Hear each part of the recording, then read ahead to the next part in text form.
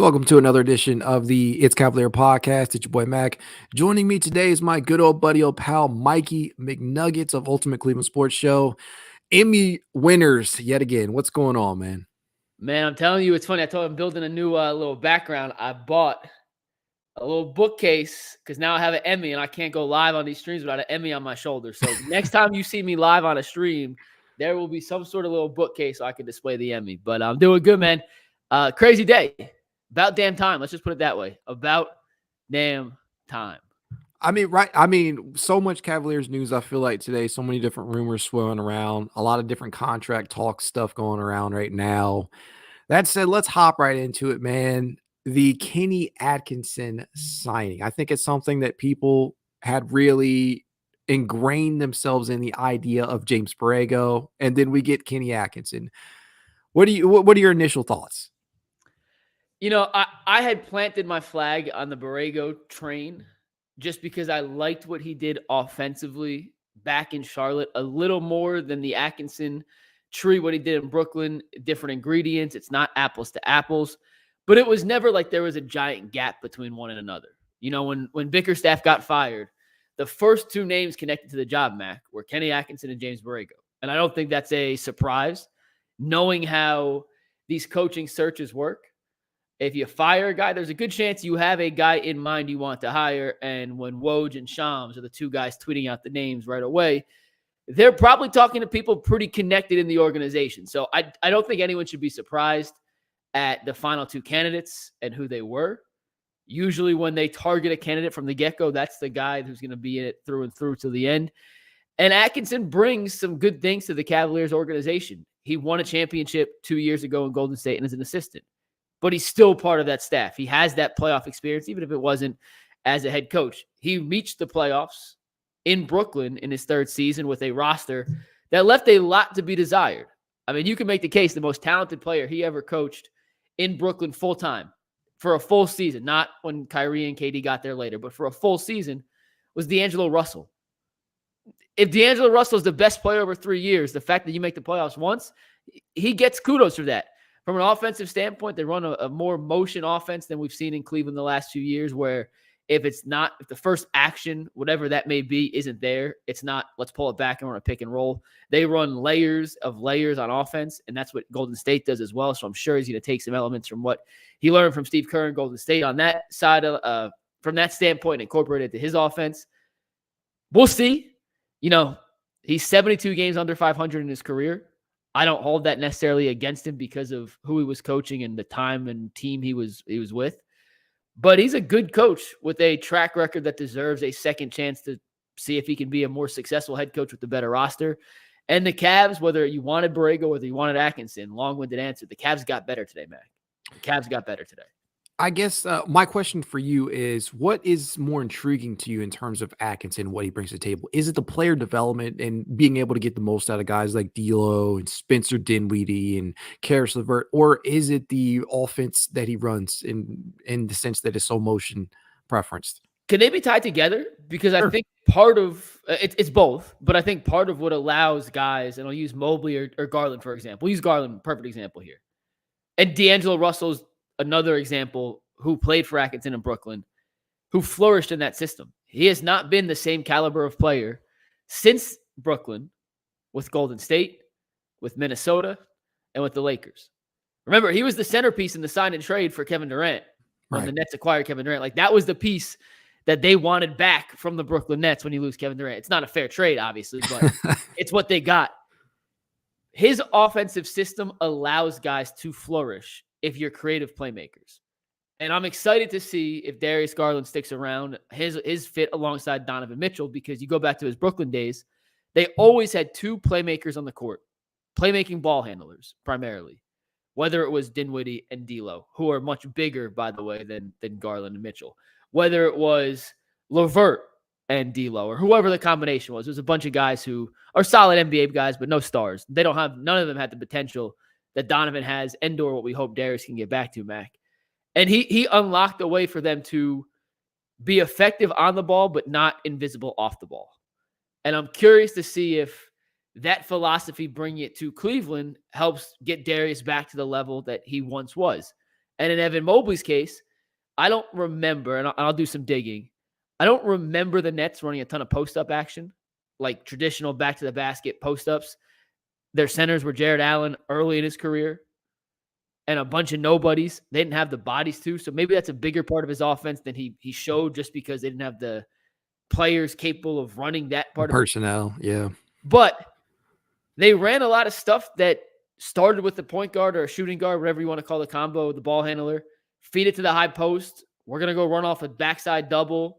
And Evan or whoever's in that forward playmaking position, you're the decision maker. It wasn't just in the guard's hands. So I think his offense will allow natural development in certain aspects of Evan Mobley's game and Jarrett Allen's game if he sticks around, and Garland and Mitchell. But they still have some questions with the roster that have to be answered, regardless of who they hired as the head coach. So we'll see what all plays out. But I do think, bottom line, Mac, for Cavs fans who are looking for one thing to kind of be like, okay, this is something to keep an eye on. It's not one and done offense. And even if it starts with a Donovan Mitchell side screen, if that's not there, it's not let's dribble back to half court, set a high pick and roll from the top of the key and run it again. If that's not there, there's backside action happening for Donovan to kick out, and then it's another offensive philosophy, another type of action. It could be the copycat, could be something completely different, all happening in the same possession. So you will see, and I promise you will see this very early, a much different offensive philosophy and playbook than what we've seen in the last 4 years of JB Bickerstaff. I'm sorry. Before we get any further into this, I just have to see from Nick Mormon here says, would McNuggets prefer to win 5 more Emmys or the Cavs win a ring in 2025? A ring. Listen. Emmys are cool. It was awesome to win. I'm not going to lie. It's sitting right there. Next time I'm on the stream with you, Mac, you'll see it over my shoulder. But no, we'll take a ring. A championship parade is unmatched. I'm telling you, as someone who went to school in Boston and who hates Boston sports and had to sit through many championship parades, they are incredible, incredible, incredible. And I would trade just about anything to have one here in downtown Cleveland, coming down Lakeside. Like, I'll take a ring. I'll take a ring. Nothing like it, man. Nothing like it. I really want to experience that again. But yes, just your personal preference. I'm glad you're putting the personal awards aside for the greater good here in the ring in Cleveland. Always. I'm a team player. Guys. Love it, man. Love it. Is in harkening back to Atkinson, is there any reservation on your end about whether or not he can kind of coalesce with the likes of a star, the talent like a Donovan Mitchell or a Darius Garland? Because we saw, and I don't think he really got a long enough of a runway with Kevin Durant. 62 games. Yeah. That's it. To answer your question, yeah, you're going to have natural reservations. It's you would have had that with Borrego too, by the way, or whoever they hired. But from all reports and all indications, Donovan Mitchell signed off on this hire. So, he's the next time he talks to Kenny Atkinson won't be the first time, which means at least he's coming into this with an open mind and, hey, I like what he's done in the past. I'm willing to work with him. And, the knock on Atkinson in Brooklyn was he was a control freak. Like and there's nothing wrong with that. I say knock, that's because it didn't mesh with Kyrie and KD. It's not a bad thing per se, but he was a bit of a control freak. And in today's day and age of the NBA, and we see younger and younger players, the way you coach changes. Atkinson hasn't been a head coach. It's been 4 years. Yeah, it's been a while. And he's been on a staff with Steve Kerr, who I think is as good as any coach in the league, Mac, at handling superstar personalities and connecting and understanding the needs, the do's, the don'ts, the wants of players that are difficult to deal with. Draymond Green, which is the hardest example in the world. Kenny Atkinson had a front row seat to how Steve Kerr handled it. Now, you may disagree with how he handled it, and I'm not saying I do or don't, and I don't know enough to even make an opinion on that, but he saw how Steve Kerr did, and he's coming into this situation saying, all right, that's how Steve handled Draymond. I learned. I saw what worked. I saw what didn't. Let me see how I can change how I went into that situation with this new experience and apply it now to a Donovan or a Darius or an Evan or a Jarrett or whoever the player may be. So, yeah, there's natural reservations. I think that's fine. I think that's totally fair to go into with, but he's changed over 4 years. I would hope he's changed over the last 4 years. And I'm very interested to see who he brings on as his lead assistant and who he fills out his staff with, because I bet you there will be a bunch of former players on there to help ease the not communication barrier, But all right, Atkinson's a control guy. I want my own guy to be the buffer, maybe a little bit. You know what I'm saying? And it could be a guy like Jock Vaughn, who replaced Atkinson in Brooklyn a few years later. That would be funny to me to see that. I'm all for it. I mean, he had his ups and downs in Brooklyn too, but former point guard, played. The reviews from him in Brooklyn, that whole roster has been a catastrophe, and they seem to change direction, what they want to do organizationally every 3 months. But he can coach, and players seem to love him. So he's a guy I'd look at for sure as a potential candidate to be the lead assistant here. Yeah, I can't wait to see how the rest of the staff is filled out. I think that will definitely help. I know you have a limited time, so I just wanted to ask you a couple of different things here before you get ready to head out of here. Donovan Mitchell, do you believe that this move makes things any clearer in regards to the potential extension that he could sign? As it's being reported that he will be offered this week. Yeah, I'd be shocked if he's not in Cleveland next year on an extension. I don't think it makes any sense from a financial or a basketball standpoint for him not to sign the extension. If he doesn't sign, we have much bigger questions to ask, because if he was okay about this head coaching hire and then he doesn't sign the extension, then we got a bigger issue. So I would be shocked, Mack, if he's not a Cleveland Cavalier next season with the 4-year or 3-year Mack extension. There's a chance he does a 3-year, so he gets to the 10-year bump in free agency next time. Yeah, a little quicker, but he's going to get a max contract. I'd be shocked if he doesn't resign. Shocked. I would be as well. And then outside of that, probably the more intriguing thing to me is just purely based upon what we just saw with the contract extension being thrown Scotty Barnes' way. How does that impact Evan Mobley, do you think? Mobley was getting the max too. Like it's one of those things we can argue. Does he deserve the max based on what he's shown through 3 years? That's a valid argument. It was never a valid question to ask, will he get the max? Because he was going to get the max extension no matter what. It's just the way, like, is Scotty Barnes worth the max? I'd argue probably not. But when you're a rookie player who's at the level of Scotty and Evan and Edwards, like, you get the max. It's just how the NBA works today. So, Evan, congratulations in advance on, what is it, 200 million, 212? What was the number? Man, his deal could be worth up to 270 million, man. Congratulations, Evan Mobley. Like, congratulations. You are a rich man coming very soon. Yeah, I mean, we can argue all the live long day whether or not these guys deserve it, but you pay to keep talent in-house, right? And Evan Mobley has a ton of potential still that has been untapped. We're hoping that, Kenny Atkinson can untap some of that potential, obviously. But in terms of money, I don't really care. It's not mine. It's not coming out of my wallet. I want everyone to get paid. Mack, I want you to make as much money as humanly possible. I want Nick and Toon and everyone in the chat to make as much money as humanly possible, as long as I'm not the one paying the bill. And if I'm paying the bill, we better have made billions. So if I'm giving you guys all 270 mil. So, yeah, I mean, it's not our money. It's how it works. Like, you're going to get the max you can get. And if I was in Evan Mobley's shoes, I'm asking for the max. Like, I'm not giving a hometown discount for any reason until I've made enough money that I never have to work again in my life, which you could argue he has already. But you guys get what I'm saying. Final question for you, my friend, before you head out of here. How does this signing of Atkinson impact keeping guys like Karis LeVert, who some people have already lobbied to trade for, and Jarrett Allen for that matter? Do you think that plays a role at all? I do think it plays a role, because I know the connection that Allen and Atkinson had in Brooklyn together. I was all in favor, as much as I like Jarrett Allen. I think you have to shake something up just for pure spacing purposes. The way the NBA works today, you watch the Celtics, how they won the championship, even Dallas getting to the West. When the floor is spaced, you have so much more opportunities. So many more opportunities. I saw a Woj breaking tweet. Reggie Jackson just signed an extension. We're all good. Man, this is the day. This is the day. I know. So I was all in favor of trying to trade Jarrett Allen for pieces. The more I looked into it based off Darius's salary, there was no real Darius trade that got you, in my opinion, an equivalent talent back. You were getting pieces for him.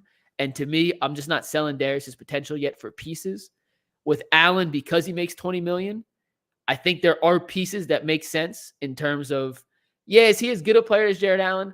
Probably not if you're looking at 2K ratings in like that sense. Yeah. But the fit of the team is better with one big and more spacing. So okay, maybe it's a tiny talent dip, but the pieces now fit together better. So I was all for trading Jarrett Allen if the right deal was available. And that's with everybody. I'm not just trading someone for the sake of trading them. It has to be the right deal. However, I know the relationship he has with Kenny Atkinson, and I don't think Kenny Atkinson is going to trade Jarrett Allen unless he comes in and says, there's no way this could work together. We have to. But in Golden State, they played Draymond and Kevin Looney together, and that's one of the only other two non-shooting big lineups we've seen in the NBA. So I personally would still be willing to explore that option, Mac. I don't know if Kenny Atkinson is going to want to get rid of his guys stepping into a new job that quickly. I think that's fair, man. Thank you for answering all my questions on the fly. I know you got to get ready to head out, man.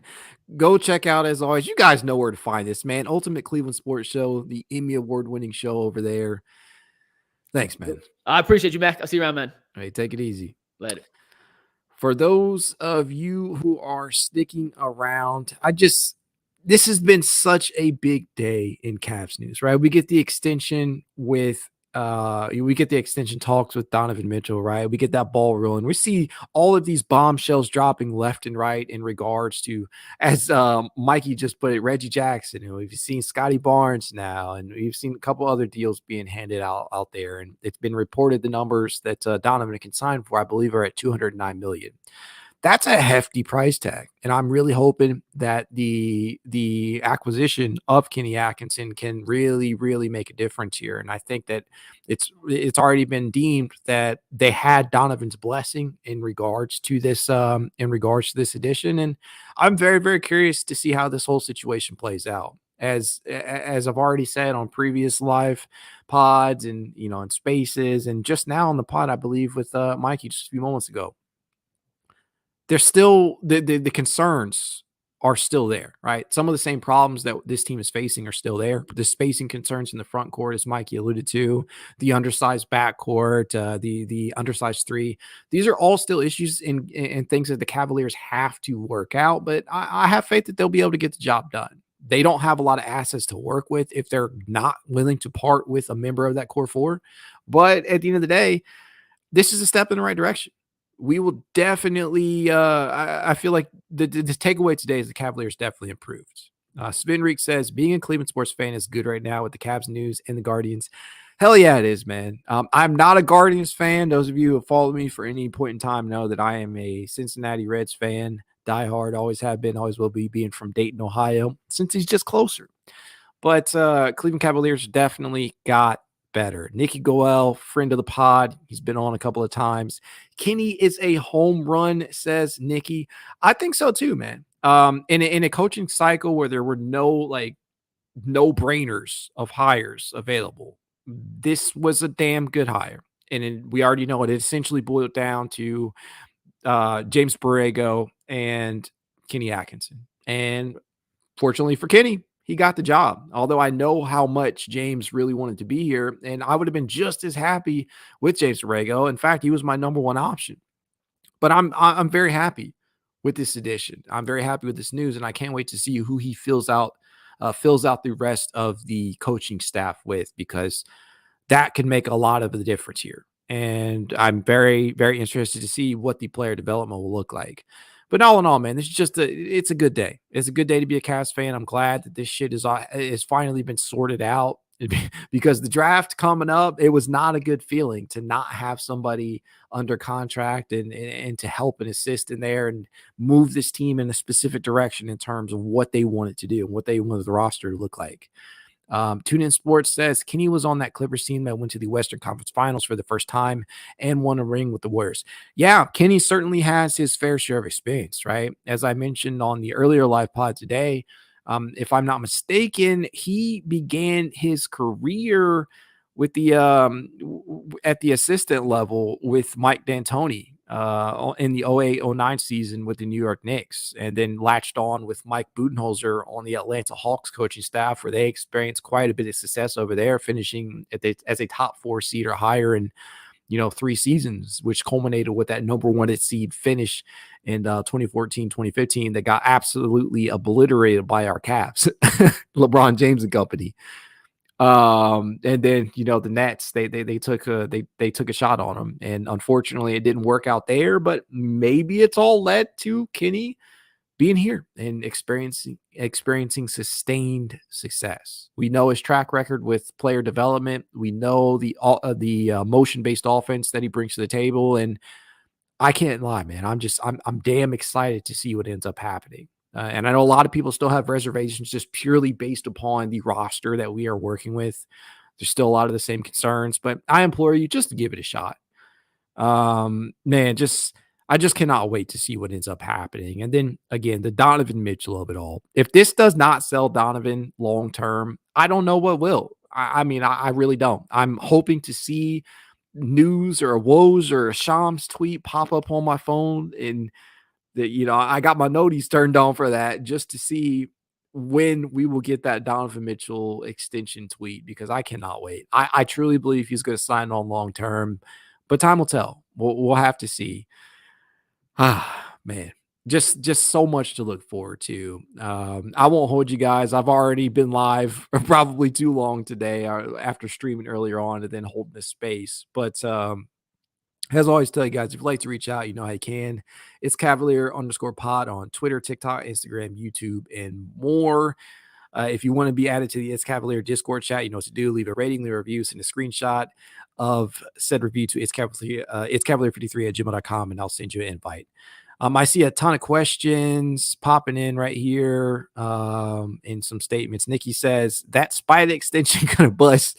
I think so too, man. I cannot wait to see that pop up on my phone. It's going to be, it's probably going to break Twitter. Svidrik says, do you think Don wants DG to be moved? No, honestly, I don't think so. I think Don and DG still very much can work. Now, whether or not those two believe that they can work it out between the two, I don't know. But if I was a betting man, I would have to say that Don probably still wants DG to be a part of this team. Now, DG, on the other hand, as it's being reported, that Rich Paul has come out and said that DG will request a trade if Donovan signs that extension. It's just really hard to tell what's going to end up happening, because you have to take everything you hear until we get a definitive confirmation like we did with Kenny Atkinson.